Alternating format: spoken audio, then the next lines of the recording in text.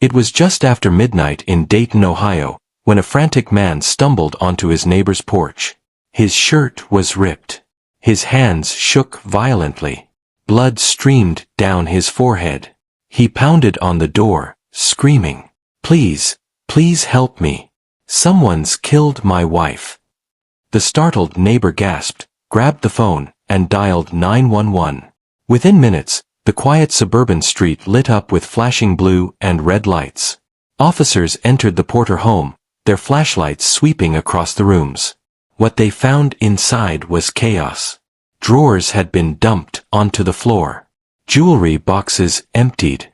Furniture shoved aside. It looked like a burglary.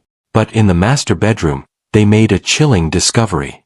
39-year-old Melissa Porter lay lifeless on the carpet. Her wrists were bound with plastic cable ties. Her eyes were wide open, staring blankly at the ceiling. At first glance, it seemed like a violent home invasion. But as detectives soon discovered, nothing about this scene was what it seemed. Melissa Jane Porter was born in 1978 in Dayton, Ohio. She was the oldest of 3 children in a deeply religious family. Her father worked long shifts in manufacturing. Her mother volunteered at their local church, leading Bible studies and running community events. Melissa's childhood was defined by discipline and faith. She was the dependable child, the one who followed the rules, who earned good grades, who volunteered for every church function. Neighbors remembered her as kind, polite, and soft-spoken. Teachers called her a model student. By her early 20s, Melissa's life had followed a predictable path. College classes, part-time jobs, evenings at church events. And then she met Mark Porter. Mark was ambitious. A young pastor with energy, charm, and an almost magnetic presence in the pulpit. People gravitated to him. He spoke with confidence, drew crowds with his sermons, and quickly rose in influence. Melissa was drawn to his charisma. Mark was captivated by her steadiness and devotion.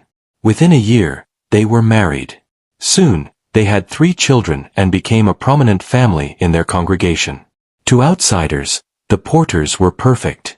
Mark preached with passion.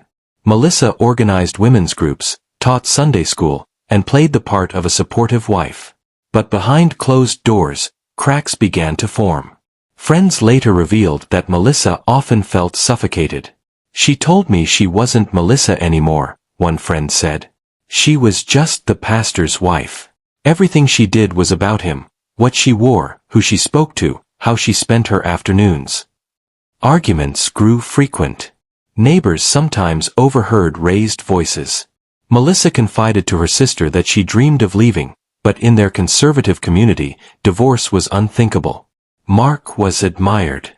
Walking away from him would mean losing her children, her reputation, and everything she had built. So she stayed. But in early 2016, Melissa's world shifted. That year, she signed up for a fitness boot camp at a local gym. The sessions were led by 34-year-old Derek Latham. Derek was handsome, charismatic, and confident. He was married, with 2 small children of his own. He had a reputation for being flirtatious with clients. At first, their relationship was innocent. Encouragement during workouts. Friendly messages about progress. But soon, Melissa began opening up to him about her personal life. About her unhappiness. About Mark's strictness. About feeling trapped. Derek listened. He sympathized. And eventually, he began to flirt back. By the summer of 2016, their friendship had turned into an affair. At first, the affair was intoxicating. Melissa told Derek he made her feel alive again, that for the first time in years, she felt seen. They began meeting secretly after hours at his gym, then in motels far outside town. Melissa would tell Mark she was at a prayer group or visiting friends. Instead, she was with Derek. To cover their tracks, they bought burner phones, created secret email accounts, and developed coded language. For Melissa, it was an escape. For Derek, it became an obsession. But hiding the affair wasn't easy. By late 2017, Mark grew suspicious. Melissa was distracted, secretive, and defensive with her phone. Arguments erupted. Mark accused her of cheating. Melissa denied it. But the cracks in their marriage were now wide open. It was during one of their secret meetings that Melissa raised the unthinkable. She told Derek divorce wasn't possible. Mark would destroy her. He'd take the children. He'd ruin her reputation. And then Melissa whispered, "The only way out is if he's gone." At first, Derek recoiled. He said it was insane. But Melissa pressed. She told him she was trapped, that she couldn't escape, that if he loved her, he would help. Her words planted a deadly seed. And that seed grew into a plan. On November 12, 2018, Melissa and Mark were home. Their youngest child was asleep upstairs. According to Melissa's later account, she went to the kitchen around 11:45 p.m. That's when she said a masked man burst in, pointing what looked like a handgun. She claimed the intruder shoved her aside, dragged Mark into the bedroom, and tied his hands behind his back. Minutes later, Melissa was pounding on her neighbor's door, bleeding from a gash on her forehead, screaming that her husband was dead. Inside, police found Mark Porter face down on the bedroom floor. His wrists were bound tightly with cable ties. He showed no signs of life. At first glance, it looked like a burglary gone wrong. But detectives quickly noticed inconsistencies. The intruder had ignored expensive electronics. The back door showed no signs of forced entry. And the spare house key was sitting in plain view on the patio table. Something wasn't right. At the hospital, detectives interviewed Melissa. She repeated her story, a masked intruder demanding valuables, convinced they had hidden wealth. But investigators were skeptical. Why tie up Mark but leave Melissa alive? Why leave expensive electronics untouched? Why was the key left outside? A review of Melissa's phone uncovered fragments of deleted messages, encrypted conversations, exchanges with Derek that hinted at something more than friendship. When confronted, Melissa said Derek had been harassing her, sending unwanted texts. But detectives soon learned Derek had abruptly quit his job at the gym just 2 days after the murder, and left town. At first, police considered other suspects. Neighbors reported seeing a stranger near the Porter home weeks earlier. He was a drifter with a theft record. But when questioned, he had a rock-solid alibi. Melissa suggested that a disgruntled former congregant might have targeted Mark. Detectives investigated, but the lead fizzled.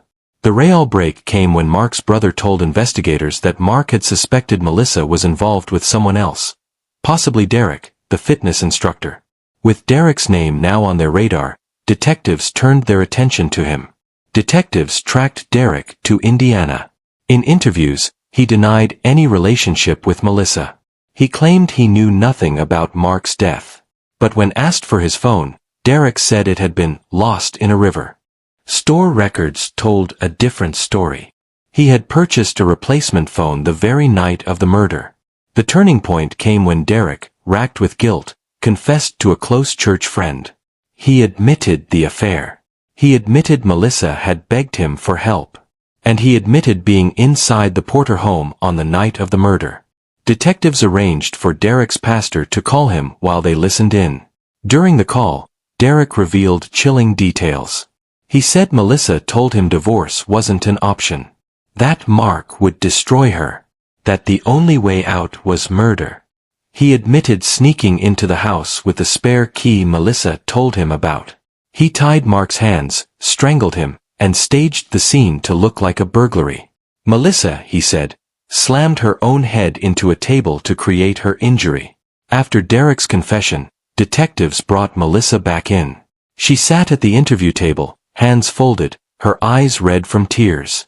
"Detective, Melissa, Derek says you planned this together.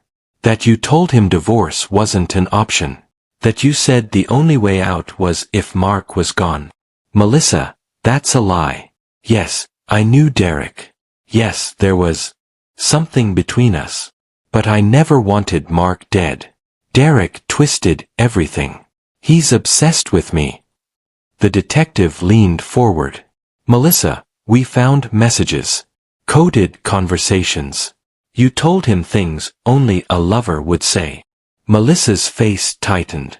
We made mistakes. I regret them. But I would never kill my husband. Her story shifted. At times, she portrayed Mark as controlling, strict, even abusive. At other times, she insisted their marriage was fine, that they were intimate nearly every day. The contradictions weakened her credibility. Investigators noted how, in one breath, Melissa painted herself as a victim of Derek's manipulation, and in the next, admitted to planning elaborate lies to conceal their relationship. Experts later weighed in on the psychology of both Melissa and Derek. Melissa was described as intelligent but calculating. Someone who had lived under the weight of expectations her whole life and saw deception as her only escape. Derek, on the other hand, was viewed as emotionally unstable. He struggled with guilt but was also driven by obsession. He convinced himself that killing Mark would free Melissa and allow them to build a life together. Their relationship was a toxic spiral, Melissa feeding Derek stories of desperation, Derek responding with reckless devotion. Together, they nurtured a fantasy that ended in tragedy. News of Mark Porter's death sent shockwaves through Dayton. To his congregation, he had been a spiritual leader, a father figure, a friend. They left flowers and candles at the steps of the church.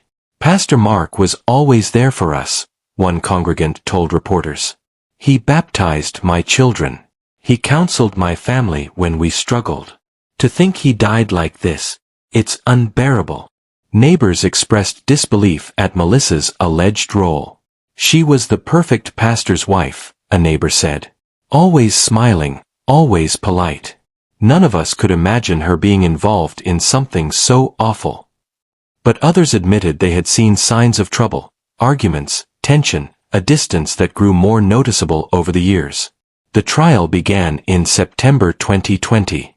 The courtroom was packed with reporters, community members, and grieving family. The prosecution painted a picture of betrayal and manipulation. They argued that Melissa orchestrated the murder, convincing Derek to do the unthinkable. Derek took the stand, recounting everything in vivid detail. He described Melissa's words, "Divorce isn't an option. The only way out is if he's gone." He explained how they used coded apps, how he entered the house with a spare key, how Melissa urged him to make sure Mark was dead. The defense countered that Derek was lying to save himself. They portrayed him as unstable, obsessed, and willing to destroy Melissa to lessen his sentence. Melissa did not testify, but her attorneys insisted she was innocent, that she was a victim of Derek's obsession, dragged into a nightmare she didn't create. The most dramatic moments came during cross-examinations. Prosecutor: Mr. Latham, why should the jury believe you? You admit to lying to police. You admit to destroying evidence. Derek: because I'm telling the truth now. I can't carry it anymore. I killed him. But I didn't do it alone. She knew. She wanted it. Later, a forensic expert testified that Melissa's head wound was inconsistent with her story of being attacked. The angle and depth suggested self-infliction. A digital analyst showed records of deleted conversations between Melissa and Derek, romantic messages, discussions of fear, coded phrases about being free. Piece by piece, the prosecution built their case. After 2 weeks of testimony, the jury deliberated for less than an hour. They found both Melissa Porter and Derek Latham guilty of first-degree murder. Melissa was sentenced to life in prison without parole. Derek received 25 years, with parole eligibility in 2043. When the verdict was read, Melissa showed little emotion. Derek wept openly. The case left devastation in its wake. Mark Porter's congregation struggled to make sense of the loss. His children were left without parents, one buried, the other behind bars. Derek's wife divorced him, moving away with their 2 children. She refused to testify against him, but the marriage could not survive the betrayal. Melissa appealed her conviction in 2022, arguing that Derek's testimony was unreliable. The appeal was denied. She remains behind bars today, maintaining that she never wanted Mark dead. What makes the case of Melissa Porter so haunting is not just the brutality of the crime, but the betrayal at its core. A pastor's wife. A fitness instructor. A man of God whose life was stolen not by strangers, but by the people closest to him. For investigators, the case was a chilling reminder of how obsession and manipulation can turn ordinary people into killers.